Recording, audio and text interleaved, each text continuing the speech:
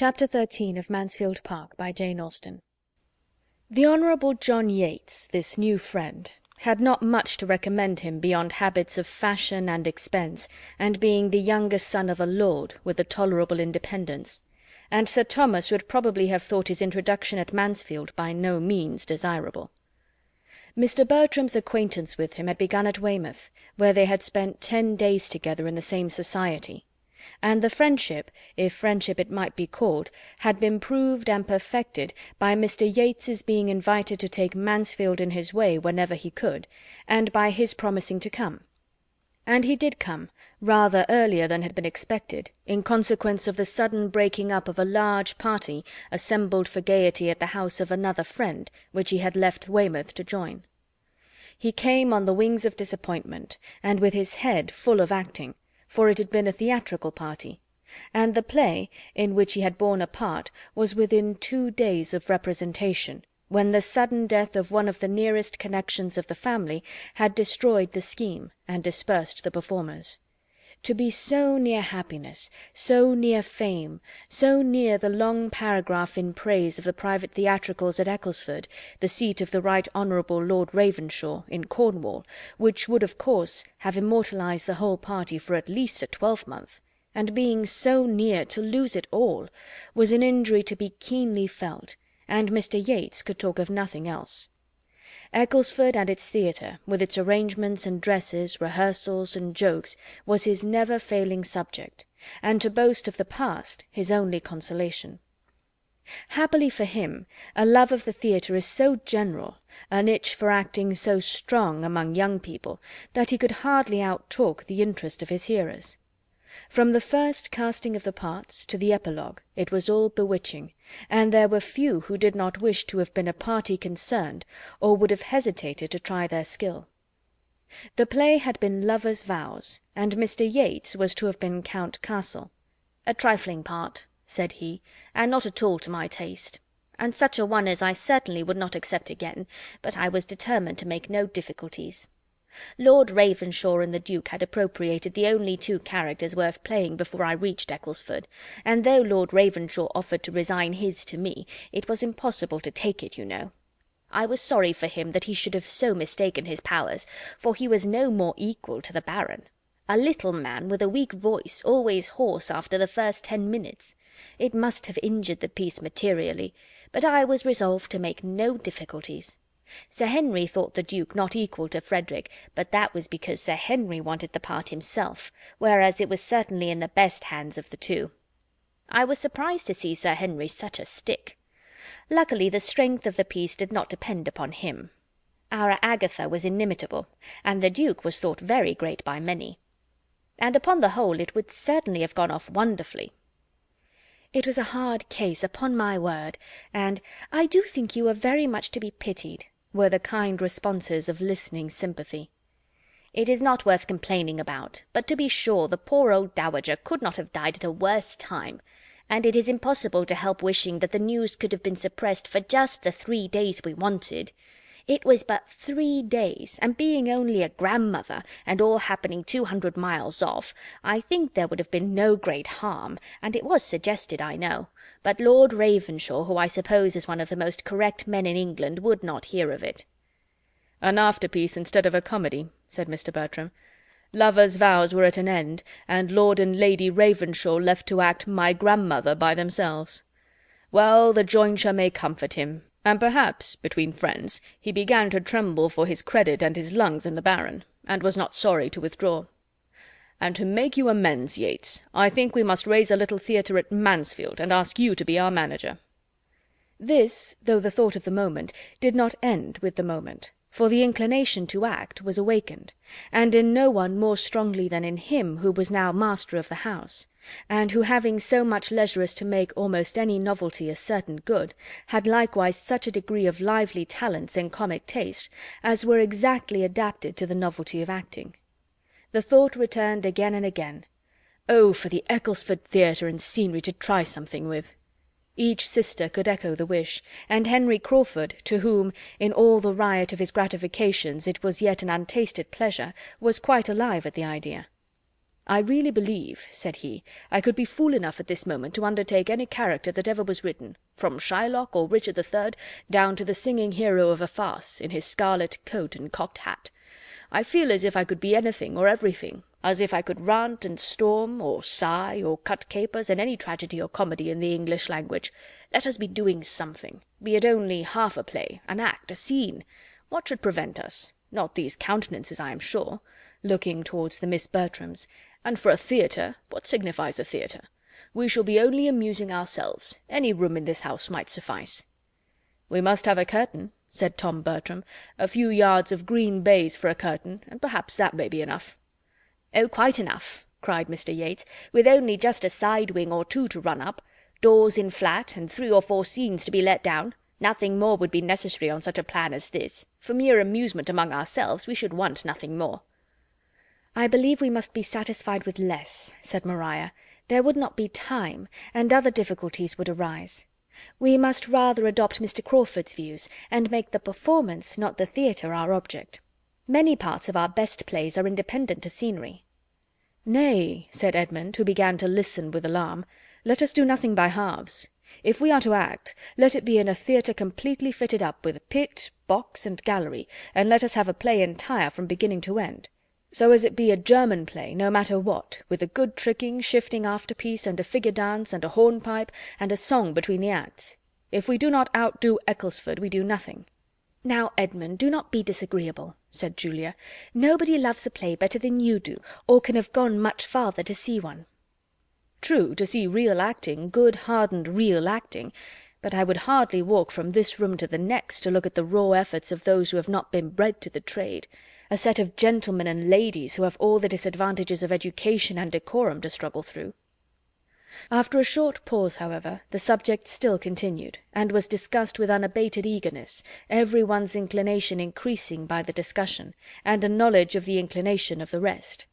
And though nothing was settled but that Tom Bertram would prefer a comedy, and his sisters and Henry Crawford a tragedy, and that nothing in the world could be easier than to find a piece which would please them all, the resolution to act something or other seemed so decided as to make Edmund quite uncomfortable. He was determined to prevent it, if possible, though his mother, who equally heard the conversation which passed at table, did not evince the least disapprobation. The same evening afforded him an opportunity of trying his strength. Maria, Julia, Henry Crawford, and Mr. Yates were in the billiard-room. Tom, returning from them into the drawing-room, where Edmund was standing thoughtfully by the fire, while Lady Bertram was on the sofa at a little distance, and Fanny close beside her arranging her work, thus began as he entered. "Such a horribly vile billiard-table as ours is not to be met with, I believe, above ground. I can stand it no longer, and I think, I may say, that nothing shall ever tempt me to it again. But one good thing I have just ascertained. It is the very room for a theatre, precisely the shape and length for it, and the doors at the farther end, communicating with each other as they may be made to do in 5 minutes, by merely moving the bookcase in my father's room, is the very thing we could have desired, if we had set down to wish for it. And my father's room will be an excellent green-room. It seems to join the billiard-room on purpose." "You are not serious, Tom, in meaning to act?" said Edmund in a low voice, as his brother approached the fire. "Not serious? Never more so, I assure you. What is there to surprise you in it?" "I think it would be very wrong.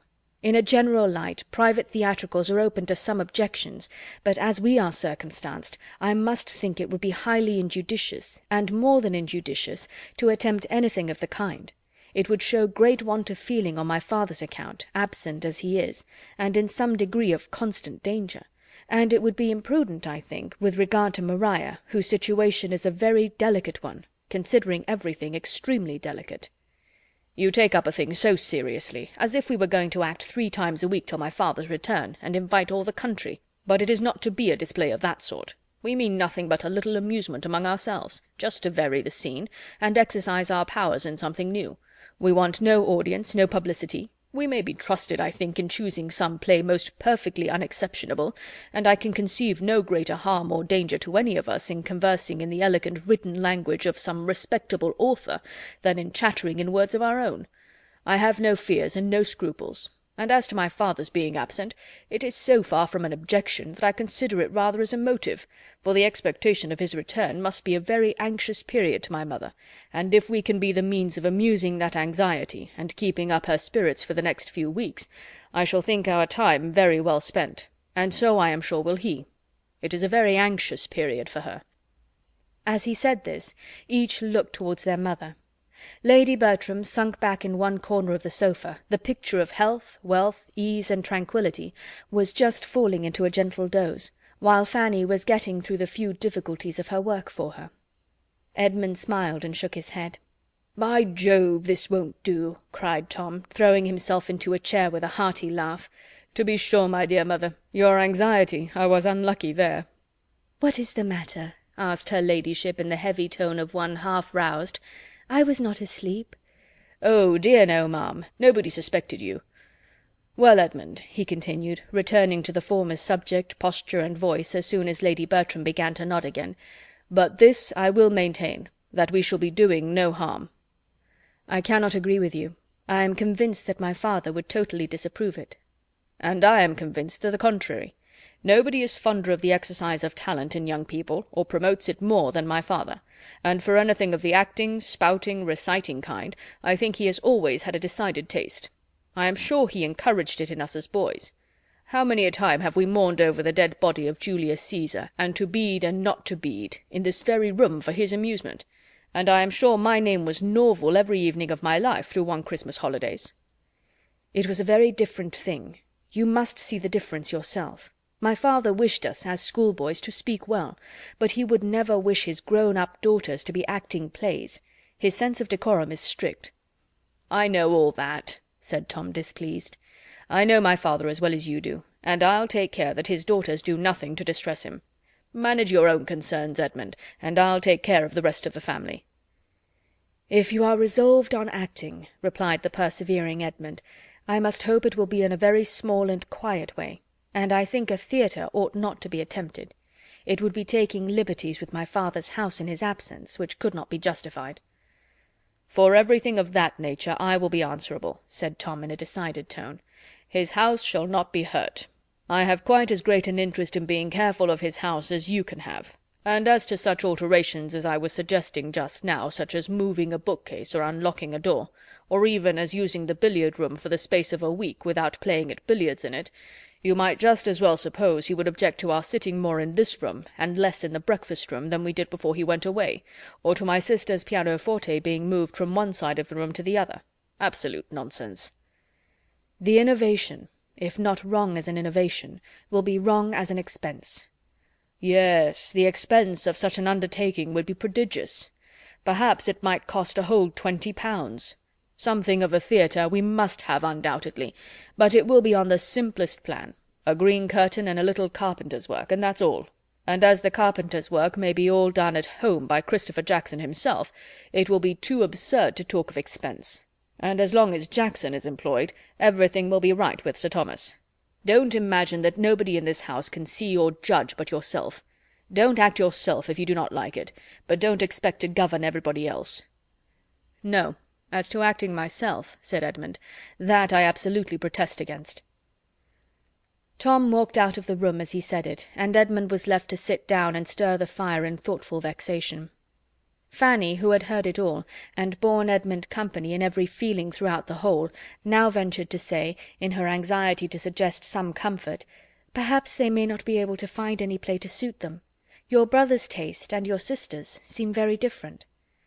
"I have no hope there, Fanny. If they persist in the scheme, they will find something. I shall speak to my sisters and try to dissuade them, and that is all I can do." "I should think my Aunt Norris would be on your side." "I dare say she would, but she has no influence with either Tom or my sisters that could be of any use, and if I cannot convince them myself, I shall let things take their course, without attempting it through her. Family squabbling is the greatest evil of all, and we had better do anything than be altogether by the ears." His sisters, to whom he had an opportunity of speaking the next morning, were quite as impatient of his advice, quite as unyielding to his representation, quite as determined in the cause of pleasure as Tom. Their mother had no objection to the plan, and they were not in the least afraid of their father's disapprobation. There could be no harm in what had been done in so many respectable families, and by so many women of the first consideration, and it must be scrupulousness run mad that could see anything to censure in a plan like theirs, comprehending only brothers and sisters and intimate friends, which could never be heard of beyond themselves. Julia did seem inclined to admit that Maria's situation might require particular caution and delicacy, but that could not extend to her. She was at liberty. And Maria evidently considered her engagement as only raising her so much more above restraint, and leaving her less occasion than Julia to consult either father or mother. Edmund had little to hope, but he was still urging the subject, when Henry Crawford entered the room, fresh from the parsonage, calling out, "No want of hands in our theatre, Miss Bertram. No want of understrapper. My sister desires her love, and hopes to be admitted into the company, and will be happy to take the part of any old duenna or tame confidante that you may not like to do yourselves." Maria gave Edmund a glance which meant, "What say you now? Can we be wrong if Mary Crawford feels the same?" And Edmund, silenced, was obliged to acknowledge that the charm of acting might well carry fascination to the mind of genius, and with the ingenuity of love to dwell more on the obliging, accommodating purport of the message than on anything else. The scheme advanced. Opposition was vain, and as to Mrs. Norris, he was mistaken in supposing she would wish to make any. She started no difficulties that were not talked down in 5 minutes by her eldest nephew and niece, who were all powerful with her.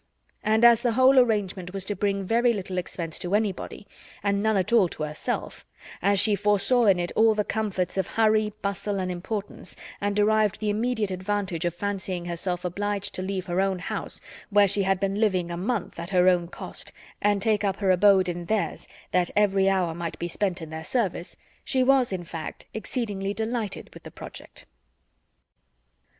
Fanny seemed nearer being right than Edmund had supposed.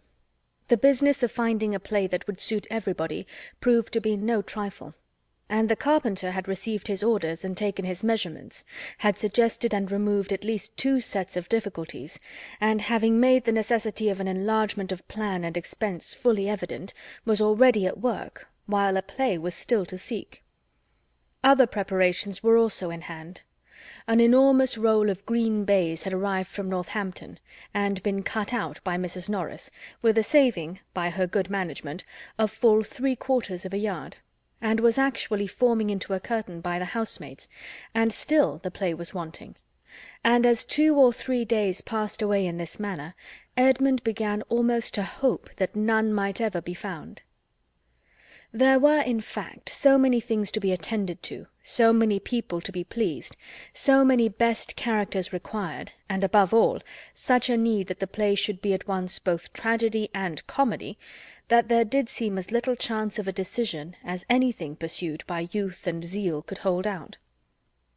On the tragic side were the Miss Bertrams, Henry Crawford, and Mr. Yates. On the comic, Tom Bertram, not quite alone, because it was evident that Mary Crawford's wishes, though politely kept back, inclined the same way.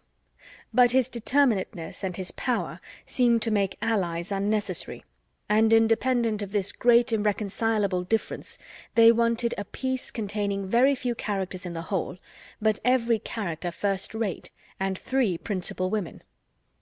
All the best plays were run over in vain. Neither Hamlet, nor Macbeth, nor Othello, nor Douglas, nor the Gamester presented anything that could satisfy even the tragedians, and the rivals, the School for Scandal, Wheel of Fortune, Heir at Law, and a long etc., were successively dismissed with yet warmer objections.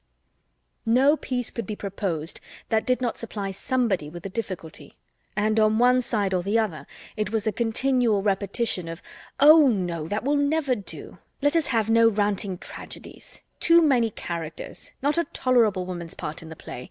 Anything but that, my dear Tom. It would be impossible to fill it up. One could not expect anybody to take such a part. Nothing but buffoonery from beginning to end. That might do, perhaps, but for the low part. If I must give my opinion, I have always thought it the most insipid play in the English language. I do not wish to make objections. I shall be happy to be of any use, but I think we could not choose worse." Fanny looked on and listened, not unamused to observe the selfishness which, more or less disguised, seemed to govern them all, and wondering how it would end. For her own gratification, she could have wished that something might be acted, for she had never seen even half a play, but everything of higher consequence was against it. "This will never do," said Tom Bertram at last. "We are wasting time most abominably. Something must be fixed on, no matter what, so that something is chosen. We must not be so nice.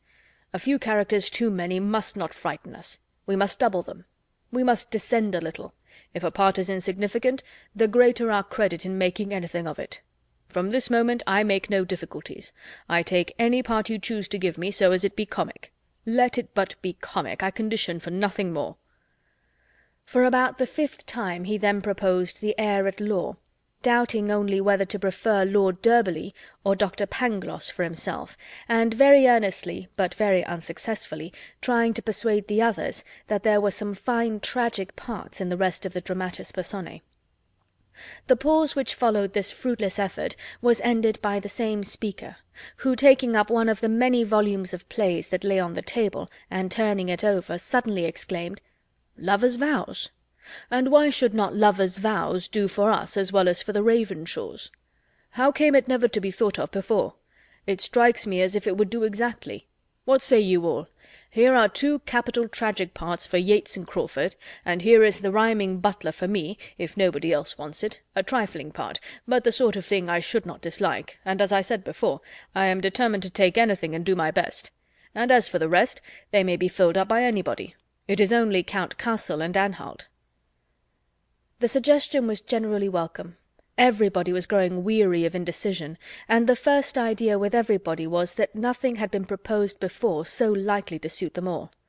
Mr. Yates was particularly pleased. He had been sighing and longing to do the Baron at Ecclesford, had grudged every rant of Lord Ravenshaw's, and been forced to re-rant it all in his own room. To storm through Baron Wildenhain was the height of his theatrical ambition, and with the advantage of knowing half the scenes by heart already, he did now with the greatest alacrity offer his services for the part. To do him justice, however, he did not resolve to appropriate it, for remembering that there was some very good ranting ground in Frederick, he professed an equal willingness for that. Henry Crawford was ready to take either. Whichever Mr. Yates did not choose would perfectly satisfy him, and a short parley of compliment ensued. Miss Bertram, feeling all the interest of an Agatha in the question, took on her to decide it, by observing to Mr. Yates that this was a point in which height and figure ought to be considered, and that his being the tallest seemed to fit him peculiarly for the Baron. She was acknowledged to be quite right, and the 2 parts being accepted accordingly, she was certain of the proper Frederick. 3 of the characters were now cast, besides Mr. Rushworth, who was always answered for by Maria, as willing to do anything, when Julia, meaning like her sister to be Agatha, began to be scrupulous on Miss Crawford's account. "This is not behaving well by the absent," said she. "Here are not women enough. Amelia and Agatha may do for Maria and me, but here is nothing for your sister, Mr. Crawford." Mr. Crawford desired that might not be thought of. He was very sure his sister had no wish of acting, but as she might be useful, and that she would not allow herself to be considered in the present case. But this was immediately opposed by Tom Bertram, who asserted the part of Amelia to be in every respect the property of Miss Crawford, if she would accept it. "It falls as naturally, as necessarily to her," said he, "as Agatha does to one or other of my sisters. It can be no sacrifice on their side, for it is highly comic." A short silence followed. Each sister looked anxious, for each felt the best claim to Agatha, and was hoping to have it pressed on her by the rest. Henry Crawford, who meanwhile had taken up the play, and with seeming carelessness was turning over the first act, soon settled the business. "I must entreat Miss Julia Bertram," said he, "not to engage in the part of Agatha, or it will be the ruin of all my solemnity. You must not, indeed you must not," turning to her. "I could not stand your countenance dressed up in woe and paleness.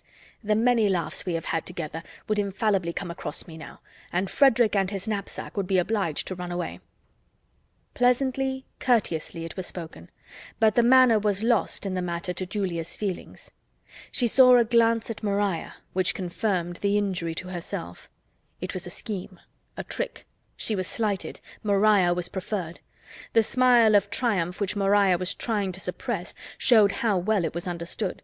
And before Julia could command herself enough to speak, her brother gave his weight against her too, by saying, "Oh, yes, Maria must be Agatha. Maria will be the best Agatha. Though Julia fancies she prefers tragedy, I would not trust her in it. There is nothing of tragedy about her. She has not the look of it. Her features are not tragic features, and she walks too quick and speaks too quick, and would not keep her countenance. She had better do the old countrywoman, the cottager's wife. You had indeed, Julia. Cottager's wife is a very pretty part, I assure you. The old lady relieves the high-flown benevolence of her husband with a good deal of spirit. You shall be the cottager's wife." "Cottager's wife!" cried Mr. Yates. "What are you talking of? The most trivial, paltry, insignificant part. The merest commonplace. Not a tolerable speech in the whole. Your sister do that? It is an insult to propose it. At Ecclesford the governess was to have done it. We all agreed that it could not be offered to anybody else. A little more justice, Mr. Manager, if you please. You do not deserve the office if you cannot appreciate the talents of your company a little better." "Why, as to that, my good friend, till I and my company have really acted, there must be some guesswork. But I mean no disparagement to Julia. We cannot have two Agathas, and we must have one cottager's wife, and I am sure I set her the example of moderation myself in being satisfied with the old butler. If the part is trifling, she will have more credit in making something of it. And if she is so desperately bent against everything humorous, let her take cottagers' speeches instead of cottagers' wives, and so change the parts all through. He is solemn and pathetic enough, I am sure. It could make no difference in the play. And as for Cottager himself, when he has got his wife's speeches, I would undertake him with all my heart." "With all your partiality for Cottager's wife," said Henry Crawford, "it will be impossible to make anything of it fit for your sister, and we must not suffer her good nature to be imposed on. We must not allow her to accept the part. She must not be left to her own complaisance. Her talents will be wanted in Amelia. Amelia is a character more difficult to be well represented than even Agatha. I consider Amelia as the most difficult character in the whole piece. It requires great powers, great nicety, to give her playfulness and simplicity without extravagance. I have seen good actresses fail in the part. Simplicity, indeed, is beyond the reach of almost every actress by profession. It requires a delicacy of feeling which they have not. It requires a gentlewoman, a Julia Bertram. You will undertake it, I hope?" turning to her with a look of anxious entreaty, which softened her a little. But while she hesitated what to say, her brother again interposed with Miss Crawford's better claim. "No, no, Julia must not be Amelia. It is not at all the part for her. She would not like it. She would not do well. She is too tall and robust. Amelia should be a small, light, girlish, skipping figure. It is fit for Miss Crawford, and Miss Crawford only. She looks the part, and I am persuaded she will do it admirably." Without attending to this, Henry Crawford continued his supplication. "You must oblige us," said he. "Indeed you must. When you have studied the character, I am sure you will feel it suit you. Tragedy may be your choice, but it will certainly appear that comedy chooses you. You will be to visit me in prison with a basket of provisions. You will not refuse to visit me in prison. I think I see you coming in with your basket." The influence of his voice was felt. Julia wavered. But was he only trying to soothe and pacify her, and make her overlook the previous affront? She distrusted him. The slight had been most determined. He was, perhaps, but at treacherous play with her. She looked suspiciously at her sister. Maria's countenance was to decide it. If she were vexed and alarmed, but Maria looked all serenity and satisfaction, and Julia well knew that on this ground Maria could not be happy but at her expense. With hasty indignation, therefore, and a tremulous voice, she said to him, "You do not seem afraid of not keeping your countenance when I come in with a basket of provisions, though one might have supposed, but it is only as Agatha that I was to be so overpowering." She stopped. Henry Crawford looked rather foolish, and as if he did not know what to say. Tom Bertram began again. "Miss Crawford must be Amelia. She will be an excellent Amelia." "Do not be afraid of my wanting the character," cried Julia with angry quickness. "I am not to be Agatha, and I am sure I will do nothing else. And as to Amelia, it is of all parts in the world the most disgusting to me. I quite detest her. An odious little pert, unnatural, impudent girl. I have always protested against comedy, and this is comedy in its worst form." And so saying, she walked hastily out of the room, leaving awkward feelings to more than one, but exciting small compassion in any except Fanny, who had been a quiet auditor of the whole, and who could not think of her as under the agitations of jealousy without great pity. A short silence succeeded her leaving them, but her brother soon returned to business and lovers' vows, and was eagerly looking over the play, with Mr. Yates's help, to ascertain what scenery would be necessary, while Maria and Henry Crawford conversed together in an undervoice, and the declaration with which she began of "I am sure I would give up the part to Julia most willingly, but that though I shall probably do it very ill, I feel persuaded she would do it worse," was doubtless receiving all the compliments it called for.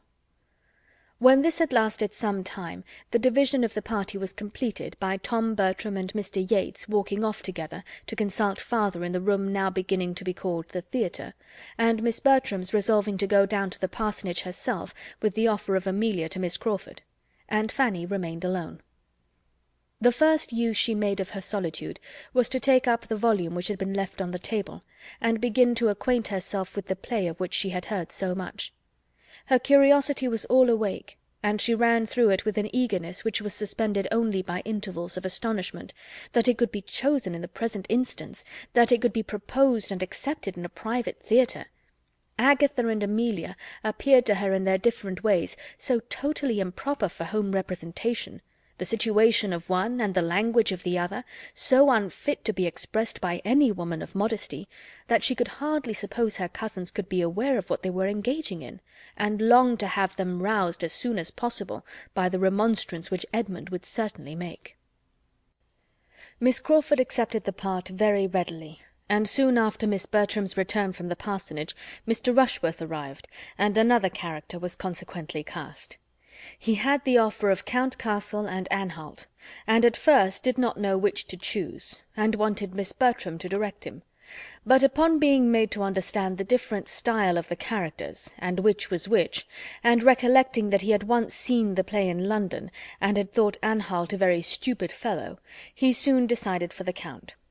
Miss Bertram approved the decision, for the less he had to learn the better, and though she could not sympathize in his wish that the Count and Agatha might be to act together, nor wait very patiently while he was slowly turning over the leaves with the hope of still discovering such a scene, she very kindly took his part in hand, and curtailed every speech that admitted being shortened, besides pointing out the necessity of his being very much dressed, and choosing his colours.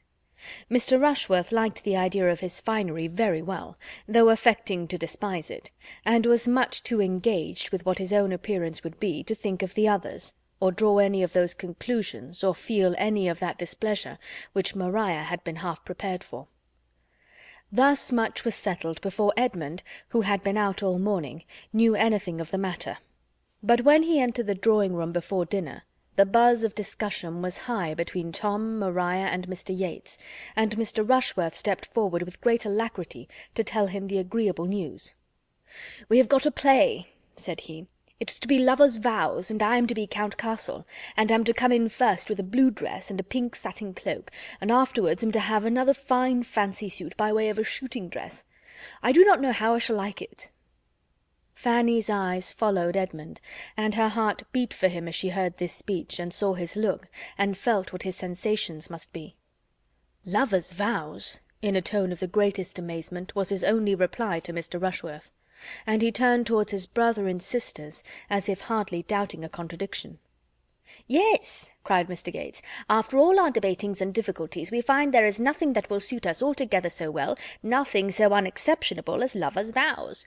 The wonder is that it should not have been thought of before. My stupidity was abominable, for here we have all the advantage of what I saw at Ecclesford, and it is so useful to have anything of a model. We have cast almost every part." "But what do you do for women?" said Edmund gravely, and looking at Maria. Maria blushed in spite of herself as she answered, "I take the part which Lady Ravenshaw was to have done, and," with a bolder eye, "Miss Crawford is to be Amelia." "I should not have thought it the sort of play to be so easily filled up with us," replied Edmund, turning away to the fire, where sat his mother, aunt, and Fanny, and seating himself with a look of great vexation. Mr. Rushworth followed him to say, "I come in 3 times, and have 42 speeches. That's something, is not it? But I do not much like the idea of being so fine. I shall hardly know myself in a blue dress and a pink satin cloak." Edmund could not answer him.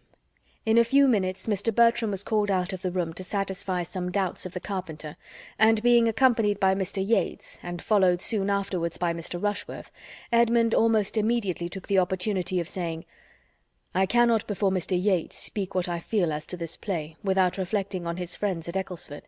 But I must now, my dear Maria, tell you that I think it exceedingly unfit for private representation, and that I hope you will give it up. I cannot but suppose you will when you have read it carefully over. Read only the first act aloud, to either your mother or aunt, and see how you can approve it. It will not be necessary to send you to your father's judgment, I am convinced." "We see things very differently," cried Maria. "I am perfectly acquainted with the play, I assure you, and with a very few omissions and so forth, which will be made, of course, I can see nothing objectionable in it. And I am not the only young woman, you find, who thinks it very fit for private representation." "I am sorry for it," was his answer. "But in this matter it is you who are to lead. You must set the example. If others have blundered, it is your place to put them right, and show them what true delicacy is. In all points of decorum, your conduct must be law to the rest of the party."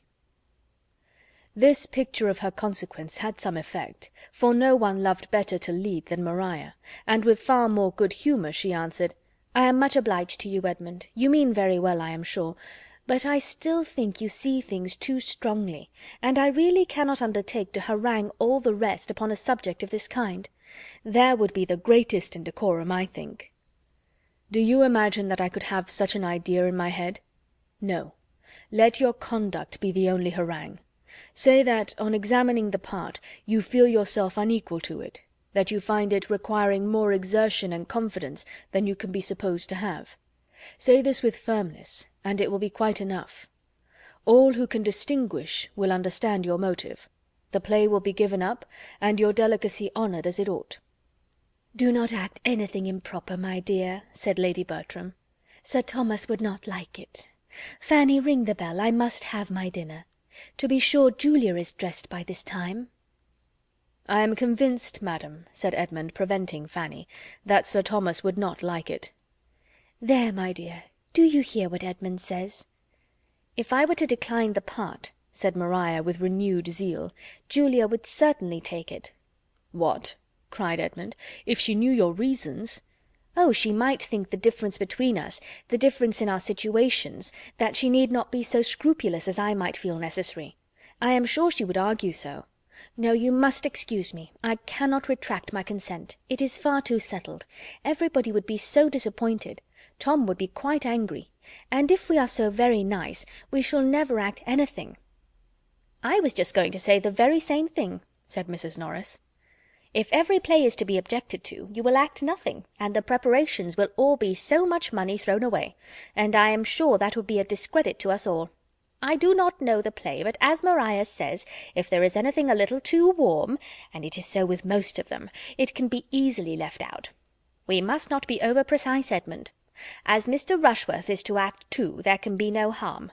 I only wish Tom had known his own mind when the carpenters began, for there was the loss of half a day's work about those side doors.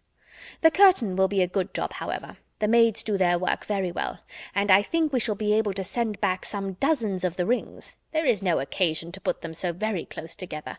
I am of some use, I hope, in preventing waste, and making the most of things. There should always be one steady head to superintend so many young ones. I forgot to tell Tom of something that happened to me this very day. I had been looking about me in the poultry yard, and was just coming out, when who should I see but Dick Jackson making up to the servants' hall with 2 bits of deal board in his hand, bringing them to father, you may be sure. Mother had chanced to send him of a message to father, and then father had bid him bring up 2 bits of board, for he could not know how to do without them.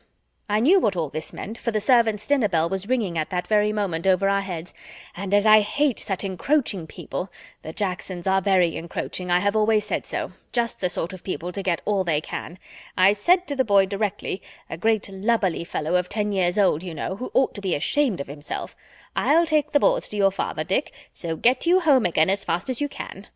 The boy looked very silly and turned away without offering a word, for I believe I might speak pretty sharp. And I dare say it will cure him of coming marauding about the house for one while. I hate such greediness. So good as your father is to the family, employing the man all the year round. Nobody was at the trouble of an answer. The others soon returned, and Edmund found that to have endeavoured to set them right must be his only satisfaction. Dinner passed heavily.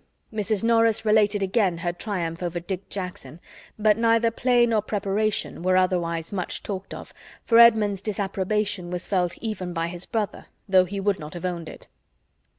Maria, wanting Henry Crawford's animating support, thought the subject better avoided. Mr. Yates, who was trying to make himself agreeable to Julia, found her gloom less impenetrable on any topic than that of his regret at a secession from their company; and Mr. Rushworth, having only his own part and his own dress in his head, had soon talked away all that could be said of either. But the concerns of the theatre were suspended only for an hour or two.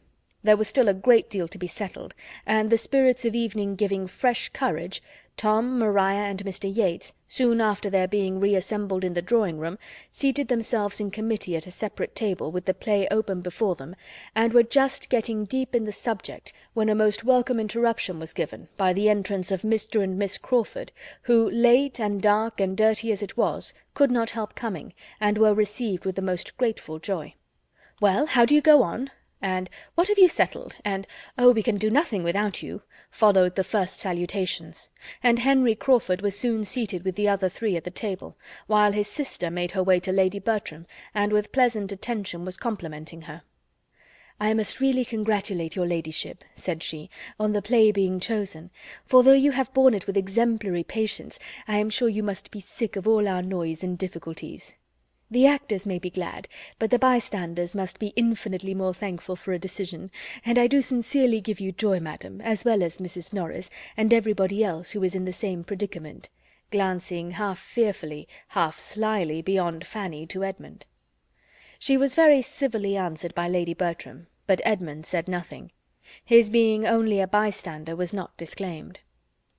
After continuing in chat with the party round the fire a few minutes, Miss Crawford returned to the party round the table, and, standing by them, seemed to interest herself in their arrangements, till, as if struck by a sudden recollection, she exclaimed, "My good friends, you are most composedly at work upon these cottages and alehouses, inside and out, but pray let me know my fate in the meanwhile.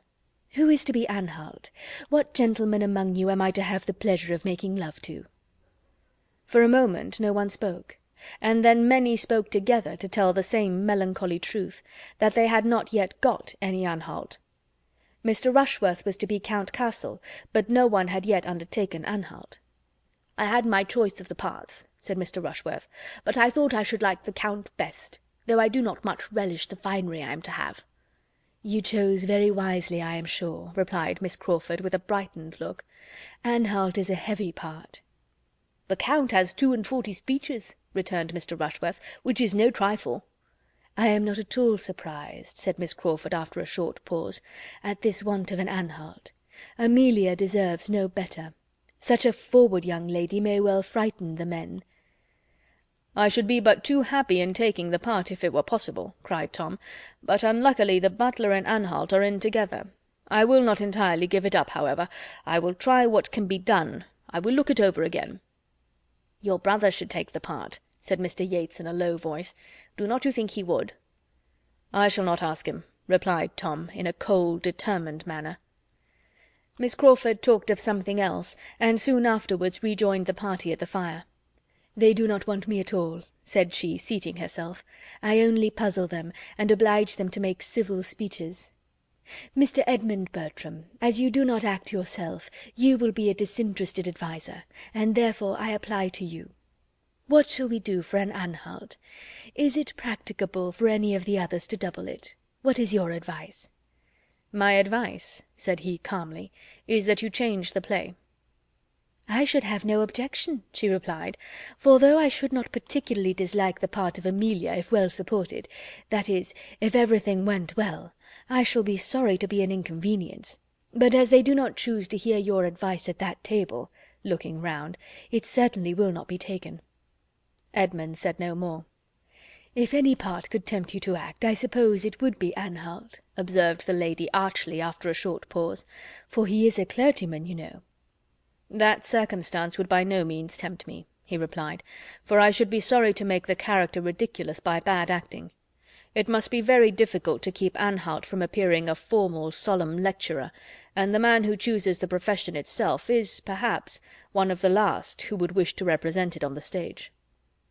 Miss Crawford was silenced, and with some feelings of resentment and mortification moved her chair considerably nearer the tea-table, and gave all her attention to Mrs. Norris, who was presiding there. "Fanny," cried Tom Bertram from the other table, where the conference was eagerly carrying on, and the conversation incessant, "we want your services." Fanny was up in a moment, expecting some errand, for the habit of employing her in that way was not yet overcome, in spite of all that Edmund could do. "Oh, we do not want to disturb you from your seat. We do not want your present services. We shall only want you in our play. You must be the cottager's wife." "Me?" cried Fanny, sitting down again with a most frightened look. "Indeed you must excuse me. I could not act anything if you were to give me the world. No, indeed, I cannot act."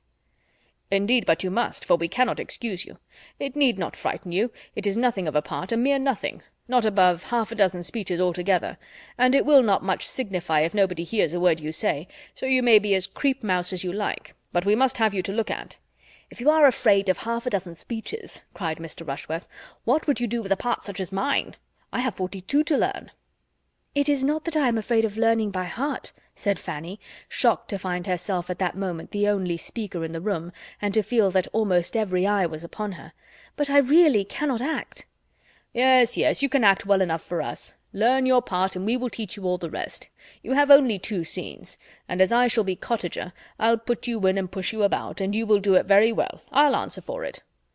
"No, indeed, Mr. Bertram, you must excuse me. You cannot have an idea. It would be absolutely impossible for me. If I were to undertake it, I should only disappoint you." "Phoo, phoo, do not be so shamefaced. You'll do it very well. Every allowance will be made for you. We do not expect perfection. You must get a brown gown, and a white apron, and a mob cap, and we must make you a few wrinkles, and a little of the crow's foot at the corner of your eyes, and you will be a very proper little old woman." "You must excuse me, indeed you must excuse me," cried Fanny, growing more and more red from excessive agitation, and looking distressfully at Edmund, who was kindly observing her, but unwilling to exasperate his brother by interference, gave her only an encouraging smile. Her entreaty had no effect on Tom. He only said again what he had said before. And it was not merely Tom, for the requisition was now backed by Maria and Mr. Crawford and Mr. Yates, with an urgency which differed from his, but in being more gentle or more ceremonious, and which altogether was quite overpowering to Fanny. And before she could breathe after it, Mrs. Norris completed the whole, by thus addressing her in a whisper at once angry and audible. "What a piece of work here is about nothing! I am quite ashamed of you, Fanny, to make such a difficulty of obliging your cousins in a trifle of this sort, so kind as they are to you. Take the part with a good grace, and let us hear no more of the matter, I entreat." "Do not urge her, madam," said Edmund. "It is not fair to urge her in this manner. You see she does not like to act. Let her choose for herself, as well as the rest of us. Her judgment may be quite as safely trusted. Do not urge her any more." "I am not going to urge her," replied Mrs. Norris sharply, "but I shall think her a very obstinate, ungrateful girl, if she does not do what her aunt and cousins wish her. Very ungrateful indeed, considering who and what she is." Edmund was too angry to speak, but Miss Crawford, looking for a moment with astonished eyes at Mrs. Norris, and then at Fanny, whose tears were beginning to show themselves, immediately said with some keenness, "I do not like my situation. This place is too hot for me," and moved away her chair to the opposite side of the table, close to Fanny, saying to her in a kind low whisper as she placed herself, "Never mind, my dear Miss Price. This is a cross evening. Everybody is cross and teasing. But do not let us mind them." And with pointed attention continued to talk to her, and endeavour to raise her spirits, in spite of being out of spirits herself. By a look at her brother she prevented any farther entreaty from the theatrical board, and the really good feelings by which she was almost purely governed were rapidly restoring to her all the little she had lost in Edmund's favour.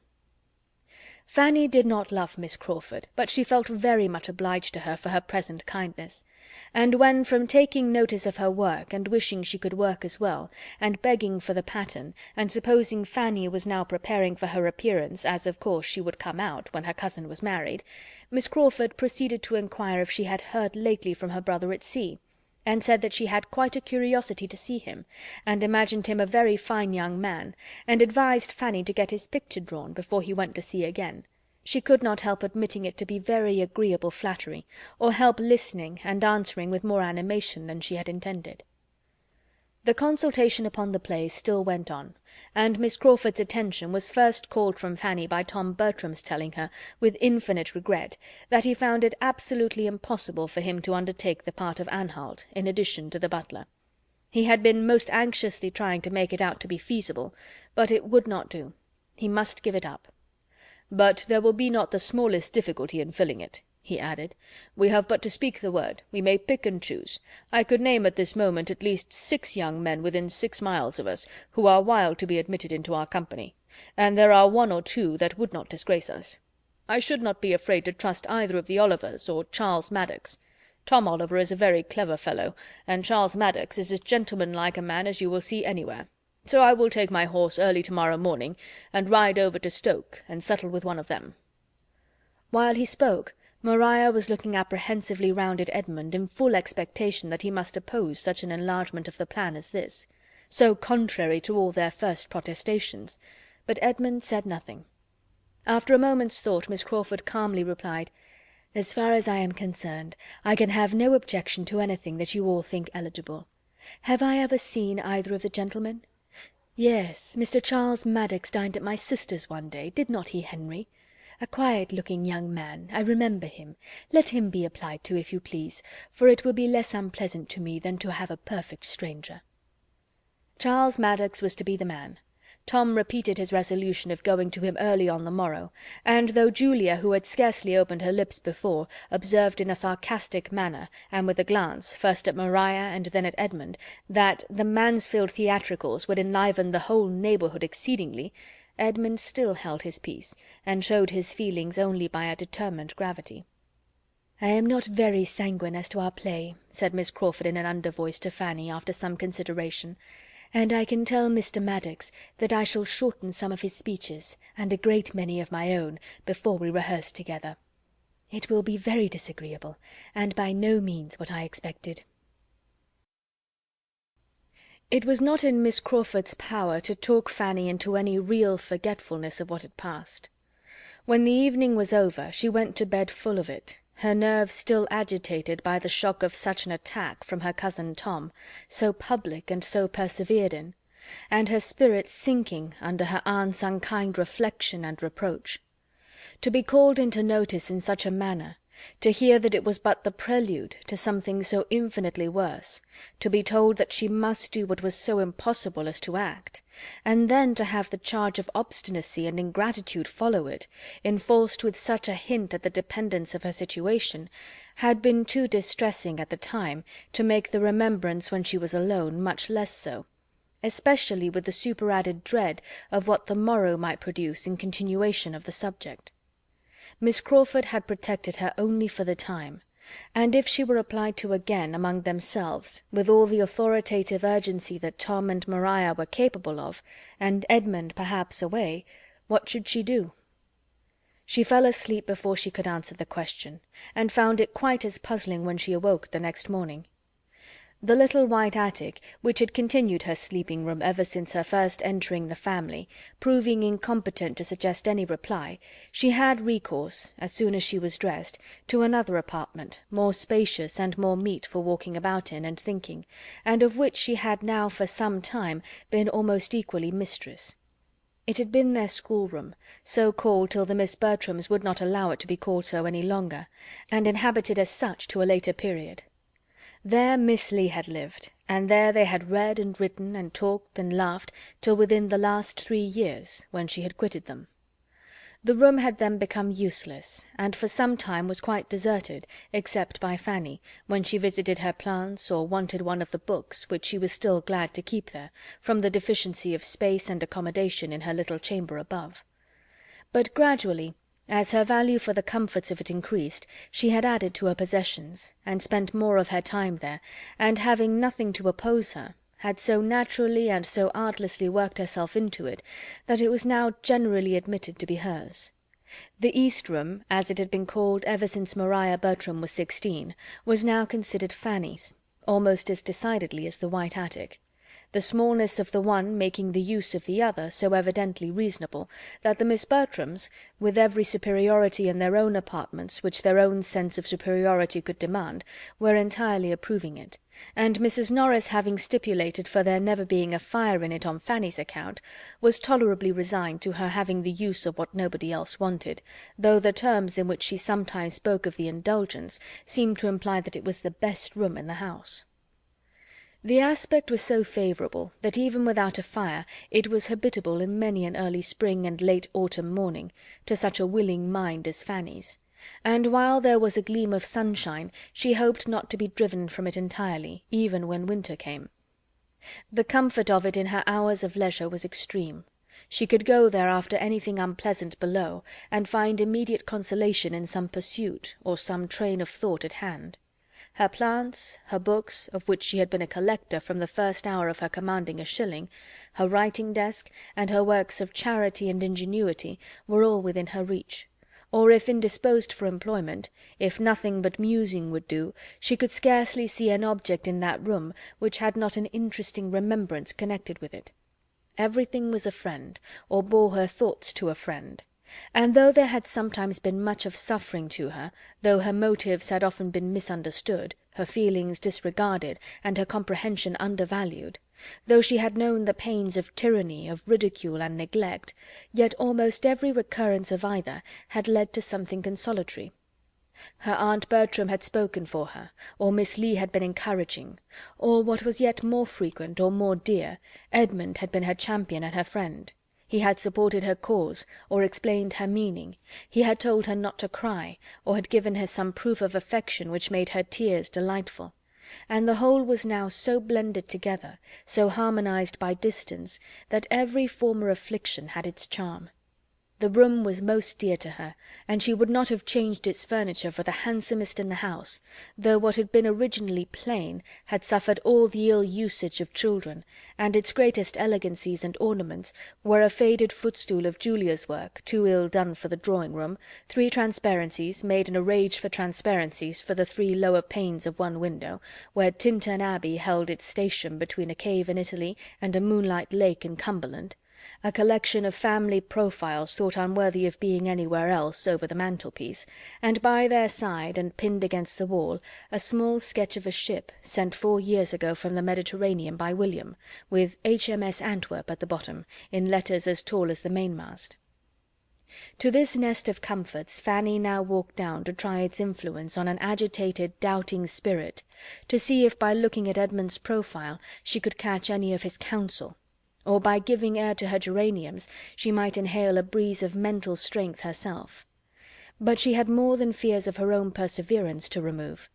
She had begun to feel undecided as to what she ought to do, and as she walked around the room her doubts were increasing.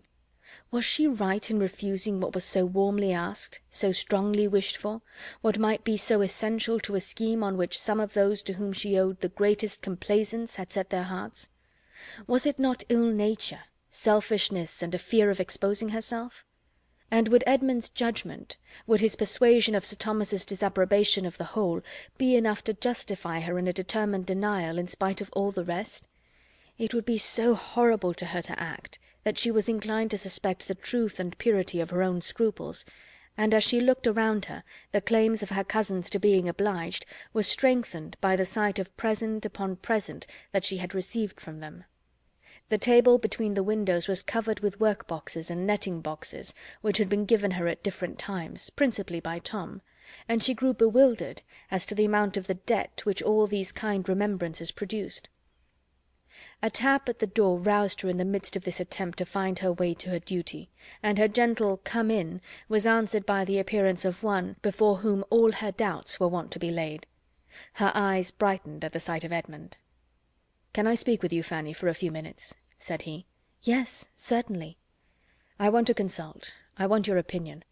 "My opinion?" she cried, shrinking from such a compliment, highly as it gratified her. "Yes, your advice and opinion. I do not know what to do. This acting scheme gets worse and worse, you see. They have chosen almost as bad a play as they could, and now, to complete the business, are going to ask the help of a young man very slightly known to any of us. This is the end of all the privacy and propriety which was talked about at first. I know no harm of Charles Maddox, but the excessive intimacy which must spring from his being admitted among us in this manner is highly objectionable. The more than intimacy, the familiarity. I cannot think of it with any patience, and it does appear to me an evil of such magnitude as must, if possible, be prevented. Do not you see it in the same light?" "Yes, but what can be done? Your brother is so determined." "There is but one thing to be done, Fanny. I must take Anhalt myself.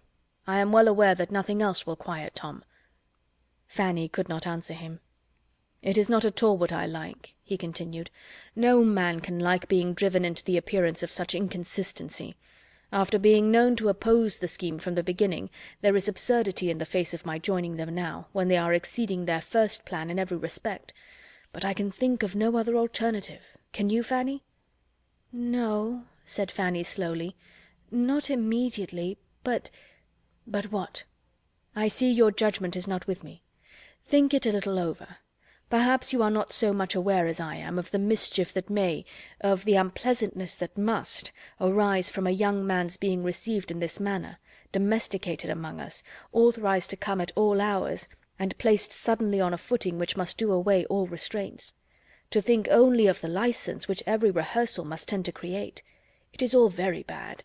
Put yourself in Miss Crawford's place, Fanny. Consider what it would be like to act Amelia with a stranger. She has a right to be felt for, because she evidently feels for herself. I heard enough of what she said to you last night to understand her unwillingness to be acting with a stranger, and as she probably engaged in the part with different expectations, perhaps without considering the subject enough to know what was likely to be, it would be ungenerous, it would be really wrong to expose her to it. Her feelings ought to be respected. Does not it strike you so, Fanny? You hesitate." "I am sorry for Miss Crawford, but I am more sorry to see you drawn into what you had resolved against, and what you are known to think will be disagreeable to my uncle. It will be such a triumph to the others." "They will not have much cause of triumph, when they see how infamously I act. But, however, triumph there certainly will be, and I must brave it. But if I can be the means of restraining the publicity of the business, of limiting the exhibition, of concentrating our folly, I shall be well repaid. As I am now, I have no influence, I can do nothing. I have offended them, and they will not hear me. But when I have put them in good humour by this concession, I am not without hopes of persuading them to confine the representation within a much smaller circle than they are now in the high road for. This will be a material gain. My object is to confine it to Mrs. Rushworth and the Grants. Will not this be worth gaining?" "Yes, it will be a great point." "But still it has not your approbation. Can you mention any other measure by which I have a chance of doing equal good?" "No, I cannot think of anything else." "Give me your approbation, then, Fanny. I am not comfortable without it." "Oh, cousin!" "If you are against me, I ought to distrust myself. And yet— But it is absolutely impossible to let Tom go on in this way, riding about the country in quest of anybody who can be persuaded to act, no matter whom. The look of a gentleman is to be enough. I thought you would have entered more into Miss Crawford's feelings." "No doubt she will be very glad. It must be a great relief to her," said Fanny, trying for greater warmth of manner. "She never appeared more amiable than in her behaviour to you last night. It gave her a very strong claim on my goodwill." "She was very kind indeed, and I am glad to have her spared." She could not finish the generous effusion. Her conscience stopped her in the middle, but Edmund was satisfied. "I shall walk down immediately after breakfast," said he, "and am sure of giving pleasure there. And now, dear Fanny, I will not interrupt you any longer. You want to be reading, but I could not be easy till I had spoken to you and come to a decision. Sleeping or waking, my head has been full of this matter all night. It is an evil, but I am certainly making it less than it might be. If Tom is up, I shall go to him directly and get it over. And when we meet at breakfast, we shall all be in high good humour at the prospect of acting the fool together with such unanimity. You, in the meanwhile, will be taking a trip into China, I suppose. How does Lord Macartney go on?" Opening a volume on the table, and then taking up some others. "And here are Crab's Tales and The Idler at hand to relieve you if you tire of your great book. I admire your little establishment exceedingly, and as soon as I am gone, you will empty your head of all this nonsense of acting, and sit comfortably down to your table. But do not stay here to be cold." He went, but there was no reading, no china, no composure for Fanny. He had told her the most extraordinary, the most inconceivable, the most unwelcome news, and she could think of nothing else. To be acting! After all his objections, objections so just and so public, after all that she had heard him say, and seen him look, and known him to be feeling! Could it be possible? Edmund so inconsistent? Was he not deceiving himself? Was he not wrong? Alas, it was all Miss Crawford's doing. She had seen her influence in every speech, and was miserable. The doubts and alarms as to her own conduct, which had previously distressed her, and which had all slept while she listened to him, were become of little consequence now. This deeper anxiety swallowed them up. Things should take their course, she cared not how it ended. Her cousins might attack, but could hardly tease her, she was beyond their reach, and if at last obliged to yield, no matter, it was all misery now.